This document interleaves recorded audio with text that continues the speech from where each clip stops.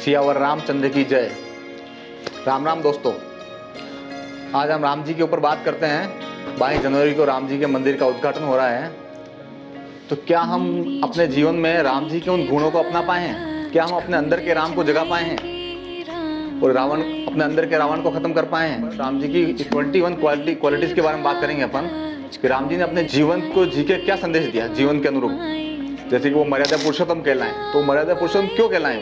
उन्होंने जीवन भर ऐसे क्या काम किए मर्यादा के अनुरूप रखे को हम उन्हें मर्यादा पुरुषोत्तम श्री राम कहते हैं। तो राम जी गुणों के धनी थे। अगर उनमें इतने गुण थे कि अगर उसमें से हम 1% भी अपने जीवन के अंदर अपना लेंगे तो हम एक सच्चे राम भक्त और एक सच्चे इंसान कहलाएंगे।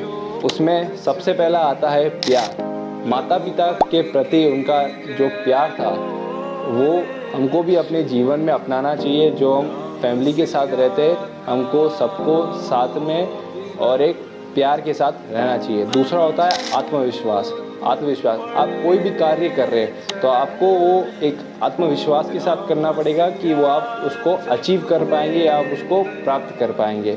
जैसे शिव जी के धनुष को राम जी ने सीता जी के स्वयंवर में उठाया था, वो इतना भारी धनुष था जो कोई भी नहीं उठा पाया जो राम जी ने उठाया था, क्योंकि उनमें एक आत्मविश्वास था। जब वो चलाने गए तो वो धनुष टूट गया। मित्रता, राम जी से हमको एक और चीज़ जो सीखने को मिलती है वो है मित्रता। सुग्रीव, उन्होंने उनसे दोस्ती करके उसको राजा बनाया। विभीषण को भी राजा बनाया और हनुमान जी तो उन्हीं के साथ रहते थे तो वो उनके एक मित्र थे। तो हमको भी अपने जीवन में निस्वार्थ भाव से मित्रता करनी चाहिए और उनके साथ कार्य करना चाहिए। सिंपल व्यक्तित्व, रावण से युद्ध करने के लिए उन्होंने वानर की सेना बनाई थी। दूसरा है दयालु, रावण के भाई को अपनी शरण दी, मतलब अपने शत्रु के भाई को शरण दी। रघुकुल रीत सदा चली जाए, प्राण जाए पर वचन न जाए। राम जी से हमें ये शिक्षा मिलती है कि हम जो वचन हम दे रहे हैं, हम जो बोल रहे हैं उस पर अपने को अडिग रहना है। उन्होंने अपने पिता के वचन के लिए 14 साल का वनवास बिना किसी बात के, अपने माता पिता की इच्छा के लिए 14 साल वनवास चले गए बिना ये सोचे कि मेरा क्या होगा। मतलब अपने वो कहते हैं ना, रघुकुल रीत सदा चली जाए, प्राण जाए पर वचन नहीं जाए, उस बात पे पूरी तरह से रहे। समरसता, सभी चीज़ों को एक, सभी लोगों को सभी में एक रूप देखना, समानता, छोटा बड़ा ऊंच नीच सारे भेद खत्म कर दिए उन्होंने। किसी के साथ कोई भेदभाव नहीं रखा। जिसकी नाव में बैठ के उस केवट को गले लगाया, शबरी के झूठे बेर खाए। हम राम जी को मर्यादा पुरुषोत्तम इसलिए कहते हैं कि राम जी ने जीवन भर मर्यादा का दामन नहीं छोड़ा।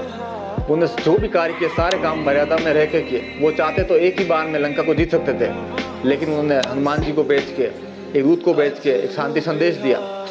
जब समुद्र ने भी रास्ता नहीं दिया था, जब समुद्र से भी विनम्रता पूर्वक बात करी, जब समुद्र ने रास्ता नहीं दिया तब उसके बाद उन्होंने अपने तीर समुद्र को साधने के लिए उठाए थे। और शक्ति इतनी थी कि राम जी के नाम लिख के जो पत्थर समुद्र में डाले गए थे वो भी तैरने लग गए थे। आप सोच सकते हैं उस समय कहते हैं 3 किलोमीटर चौड़ा और 48 किलोमीटर से भी ज़्यादा समुद्र के ऊपर बांध बनाया। इतने शक्तिशाली राम जी।